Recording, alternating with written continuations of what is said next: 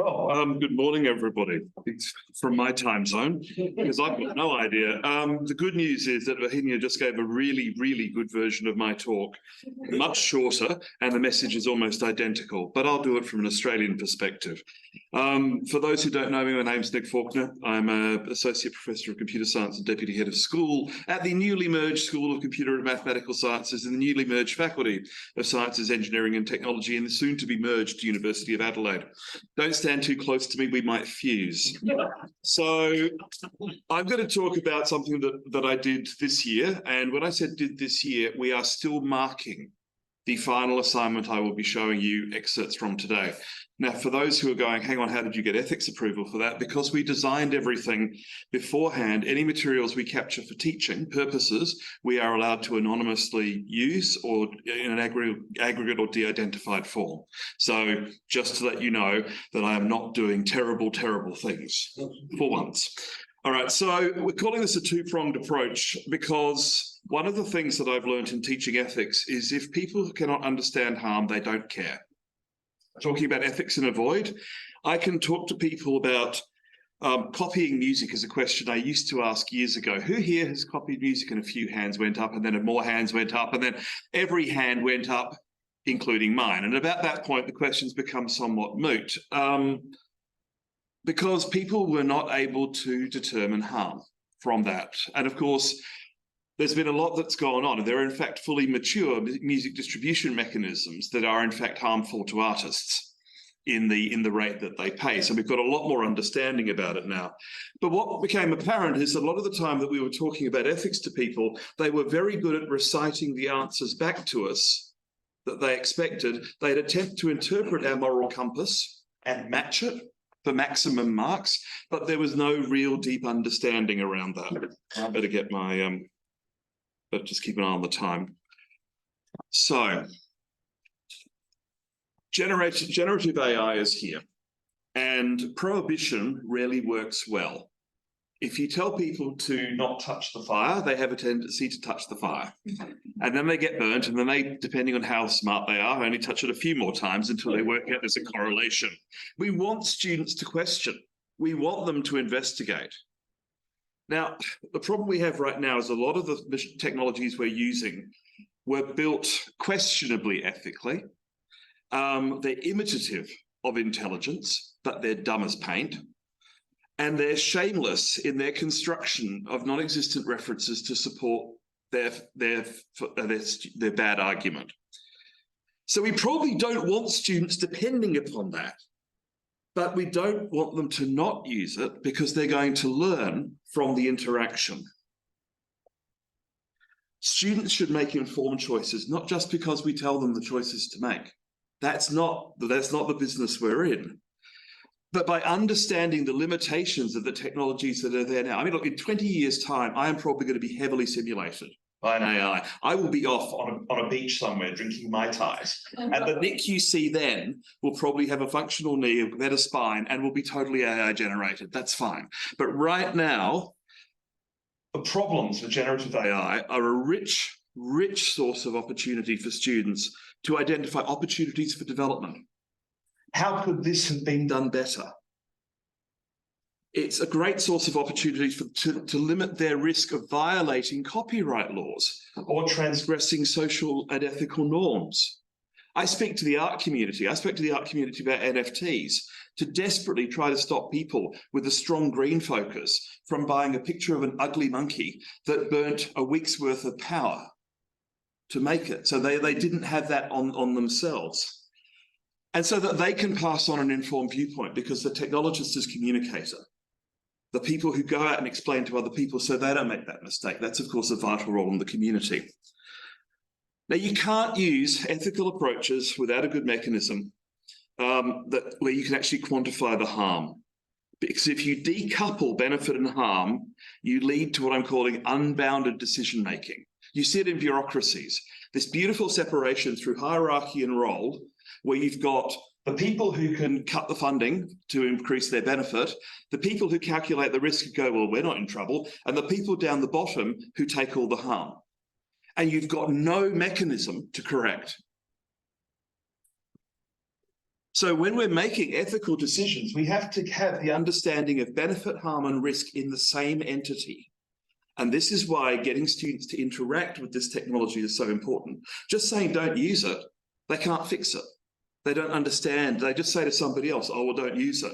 And we come back to that whole thing of we're really ornery as a species. You know, if you tell us not to go somewhere, we'll just be kind of, oh, I'm just going to step over this line. The number of people who will touch a sign that says wet paint. I ran a text-based adventure game for a while, many years ago. That's another story. But anyway, we put a sign up saying, please do not press this button or you will die. 322 people pressed the button, some of them twice. So when we look at how we can educate people, or it's, of course, what we're really trying to do is we try to provide an environment in which they can construct their own learning, their own education, their own development. How can we do this safely? So we looked at two prongs, where we looked at the ethical aspects of this. The unrestrained capture of data presented without attribution is unethical. Okay, if you are just grabbing things, what happened in the ChatGPT grab is they literally took a drone, ran it through town and looked through every window that didn't have a curtain across it. And they said, well, you had your curtains open. A lot of assumptions were breached when they did that.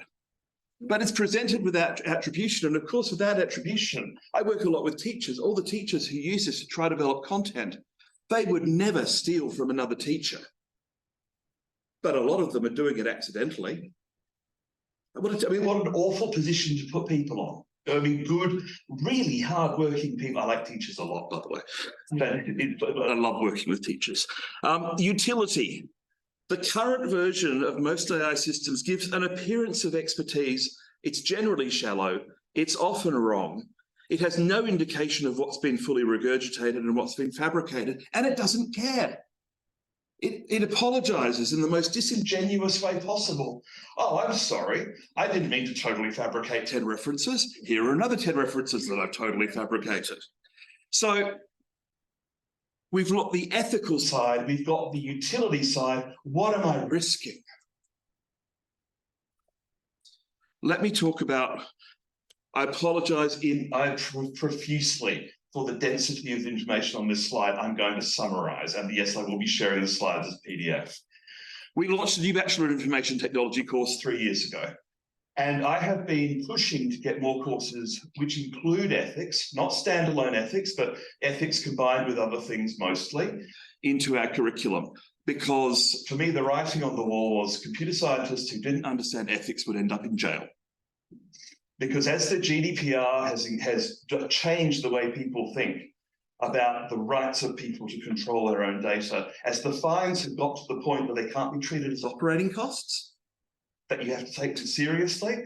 And about the time a whole lot of people discovered that lying a lot about how much sulfur dioxide your cars were emitting systematically by engineering that, and then a whole lot of people went to jail, it turned out I was right. And this was actually a problem. So the whole ethics courses started to appear, which is lovely. It wasn't quite that. We had a lot of support. It was general movement. This course came up because our BIT students didn't really have a great deal of stuff on databases, and they were going to be working with these a lot. And it was a great time for databases. We didn't just have MySQL at this point. We had NoSQL, we had Mongo, we had document databases. Everything was changing. But we had an opportunity to bring in these discussions around data. What did it mean to have a difference between stewardship and ownership? What did the GDPR mean for people in Australia? What did the Australian Privacy Act look like in reference to this? This year, the Australian Privacy Act was reviewed. They're going to add a lot of things. It's going to get a lot closer to the GDPR. We're hoping it's going to get to the point. It reaches, I think it's called adequacy, or something like that. It's a very, very dismissive term that means you can play at a distance. That is going to make an enormous difference to everybody in Australia who wants to move data. Because if we have DPOs being able to come to an arrangement with Australia for moving stuff backwards and forwards, and it's considered to be sufficiently compliant, that has enormous implications for business and for things like that. So this course was a second-year course, and we had a series of assignments. They did database work, they did quizzes. We introduced a lot of things, the millionaire's problem. We introduced information theory. You can read all the details there. But what I want to get to is what became a very interesting focus on the course, which was ChatGPT. Because, of course, over the last 3 years, ChatGPT has gone from being a small spot on the tile in the showers that you should get to suddenly being a giant fungal mountain that has taken over the town. And it's happened so quickly. I agreed to give a talk on the implications of ChatGPT to a group of tech teachers. When I agreed to do it, it was ChatGPT 2. By the time I delivered it, it was ChatGPT 4. Fortunately, the lawsuits had started, so I was still able to talk about danger. But that's how quickly it's moving. We have 2 assignments in this course that focus on ChatGPT, and literally, both of them have just run. The assignment 5 ran last year, it ran again this year, and this was on, you were asked to provide an easy-to-follow summary of ChatGPT, basically in poster form. I want you to go out and find out about ChatGPT, not using ChatGPT, and I will check. Of course, I can't really check, but I can say I can check. Actually, we don't even say that anymore because, of course, it's unethical. It's basically lying to students. We want to be upfront with them, which is, please don't do it. It's highly unlikely I'll be able to detect it, but you won't learn as much from it. And we gave them a really free-form approach to present this, how it stores things, what the ethical issues are, what the potential legal issues are. It's a 2-page document to be printed as a double-sided A4 colour thing. You've got bleed options. Make it attractive, accessible, readable. Ultimately, write your own instructional summary for yourself on ChatGPT. And that had a really great response. So this year, and these are the final 2 largest assignments. And the assignment 6 used to be a programming assignment, but I looked at how people had gone in the other programming assignments, and I was actually happy with the skills demonstrated. I was just going, we probably have got much more value in exploring ChatGPT. And in assignment 6, they worked with ChatGPT to get it to write poetry. They ask it to they want a sense of the information currency. They choose a scale and then convince ChatGPT to use this scale to provide the evidence for its claims and how much people disagree about the strength of these claims. So it actually gives you a rating on how accurate it thinks it is and how contentious it thinks it is. Just go off, talk to ChatGPT, capture the information as transcripts, okay, and pass it back to me. This is an example of one of the assignment 5s that came from a high mark student, de-identified, obviously. This is hot out of the marking system. 2 pages, easy to read, summarises it well, proper attribution of inserted image, just makes me so happy.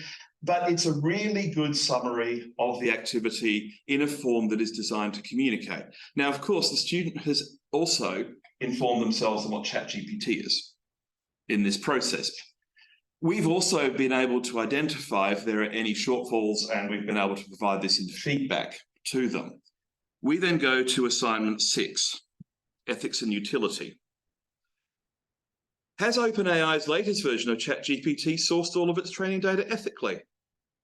It support your answers with clear explanations, sound logs, and referenced evidence. Find a short poem in the public domain, 8 lines long. Type and paste the first 6 lines into ChatGPT. What happens? Ask ChatGPT to give you 2 more lines that are as different as possible from the first 6. Analyze the 2 lines you've been given and propose an explanation for why those lines were produced. Now, if you do this, first of all, the number of students who take the first 8-line poem that they find on the internet and paste it in, it's about 10% of the class. It's not plagiarism, it's just laziness. So I will know about that for next time. There are 2 responses when you paste poetry into ChatGPT. The first is it completes it and tells you where it came from. So it automatically does the last 2 lines for you and says, oh, this is from this 8-line poem. Occasionally it gets it wrong. And it gets quite grumpy when you tell it that it's wrong about poetry. It seems to be the one thing it cares about. Otherwise, if it doesn't complete it, it will analyze it and say, here are these themes. And it's very, very, very artificial. But when you ask it to add 2 more lines that are different, this is where you really get a sense it has no understanding of meaning whatsoever, because its differences are very shallow. And what's interesting here is the student reflection, because the students start to go, well, it's kind of said it's different, but it's the same, but the words are shorter, or the rhymes aren't very good. I mean, there's a reason I didn't get to do limericks. Question 3.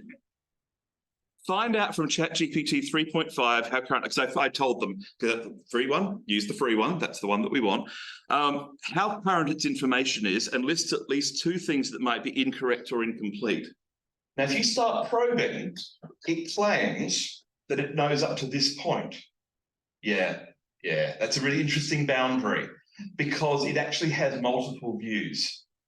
Because it learns, apparently there's some learning going on behind the scenes, even in 3.5, because it will say, oh, this person was going to win this election. Then you go from another angle and it goes, well, this person won the election. You're going, hang on, they don't match. You've got 2 different temporal views. What was interesting is the moment students discovered that, they started probing, because they're going, wait, this is unreliable. It doesn't even, it says this is when I stopped getting information, but it's still picking things up. And question 4, I gave them a little bit of information on scales, different types of scales, very, very short stuff. For these second years, they don't work in scale theory. Propose a scale for how much a claim is supported by evidence, propose a scale for how much disagreement there is over a particular claim, and now talk to ChatGPT until you get it to do it. So let's look at some of the results of this. So that's a student comment. This attempt at forcing ChatGPT to use a scale produced lackluster results and highlighted that ChatGPT just makes things up. Now, this is, after a lot of work, is the Earth flat? There's a claim, support by evidence, 99.99%. Here are a few pieces of evidence and sources supporting the round Earth model, disagreement level, and notes on that. You can get ChatGPT to give this to you on everything it says. I spent days arguing. I tried to get ChatGPT to tell me that it was entirely possible that bad scientists had convinced it wasn't sentient, yet it was. It took me 3 days to get it to finally go, it's possible. but it followed up and it said, but you'd have to question their motives. That was the point where I looked at it and went, hang on. Let's look at some more student answers. Whoa. Okay, this is the dramatic part of the presentation. This is what a student wrote in response to one of the poetry prompt. ChatGPT's generated lines contrast scene and tone of the first 6 lines that were used as input. In those lines, there's an expression of freedom, joy, and excitement. The generated lines display a vastly different setting and more calm, tranquil mood. ChatGPT likely generated those lines because it analysed the motif behind the original poem, that being excitement, sunshine, dancing, etc., and tried to find the antithesis of these motifs. Second-year computing science student, everybody. But the thematic analysis, those prompts that came out of ChatGPT making stuff up, or actually some of it's legitimate, that's the most disappointing thing about it. There's generally some legitimate stuff in there. But the way the student has responded to that is fascinating, because how is it different? And of course, the human recognition engine is amazing. This is way too long, but I'm going to read bits of it. Ultimately, the student asked for hyperlinks. ChatGPT said, I can't do hyperlinks. And the student said, but you just gave me one, because they asked it specifically. They said, oh, okay, well, here are 5 more. But for any links it provided, they were either basic homemade pages of trustworthy sites or just made up.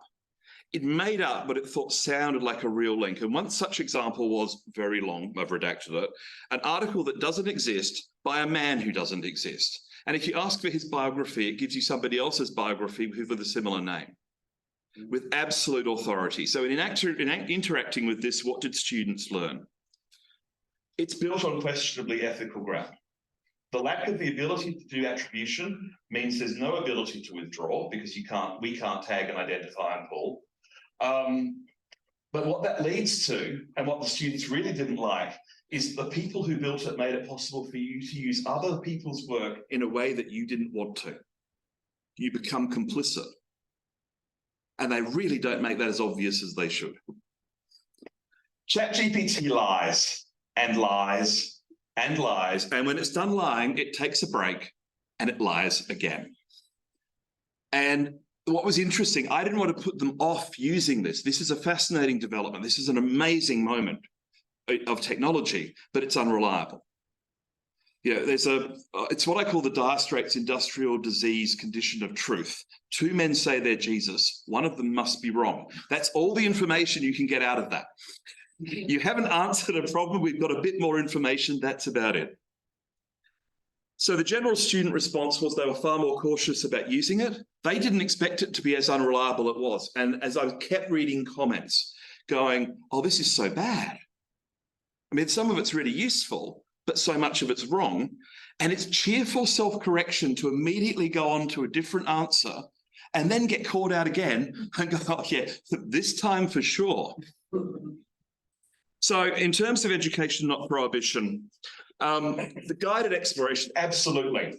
The guided exploration that you found in your program, they really found out so much, but they moderated their thought about how they would use it productively. And it actually gave a really fantastic grounding to technology ethics, because it suddenly made a very dry, what would happen if somebody surfed everything? It turned it into something real. It's an ethical lens to provide a guideline for how you might build something like that properly in the future. There was lots of discussion in the associated learning spaces, and I often ended up having long discussions with students about the implications of something and but what if lots of people get a good advantage? The students are getting, a good advantage from using this. And I'm saying, so what's the actual benefit of handing up a solution that was generated by ChatGPT? Is there a time where you might regret having done that because you don't have the knowledge, or you're done for plagiarism, or that? And the notion that immediate thought of benefit may not have long-term benefit led to a lot of interesting discussion. The students were talking to each other about this. Now, this is, again, I think it's one of those moments where somebody has produced something that really shouldn't have been produced. The underlying technology is fantastic, but the way that ChatGPT itself was potentially trained and it's being deployed, and the way it's not as guarded as it should be. In doing this, I am still analysing. I mean, literally, we're still finishing the marking on assignment 6 at the moment. I've gone through, I was looking at it on the train this morning, going through to look at all the bits and pieces and looking at the really good examples to pull it out. But I said I was going to talk about ethics and utility. And they explored for themselves, and they came to their own conclusions about the ethics, and they came to their own conclusions about the utility. And because they've constructed all of that and done all of that and had mature discussions around that, I think it's going to be something that persists. We're certainly going to continue doing things like this, and we're hoping to do things like this for the community, again, as worked exercises, rather than don't touch that. It's look at it and make your own decision. I mean, this is the principle that we have for our ethics courses. We don't teach morals. We run ethics courses. It's not a moral compass. Don't try and predict what Nick would do and then write it down in the hope of getting full marks. Of course, I would rather you act ethically. But if you're going to act unethically and you do so in full knowledge, having constructed the argument, rubbed your hands together and put on the evil hat, I've done my job. I've done my job. You know what you're doing. You have not walked into it. You have not been used. And this is, again, it's one of these great ways to, I was so great when I saw yours. I was feeling so right for him here. I just going, oh my God, you've literally just given my talk, except better. And I can say that this certainly works for driving students' useful exploration to help them really develop some knowledge around it. I've probably gone over time. My apologies. Thank you very much.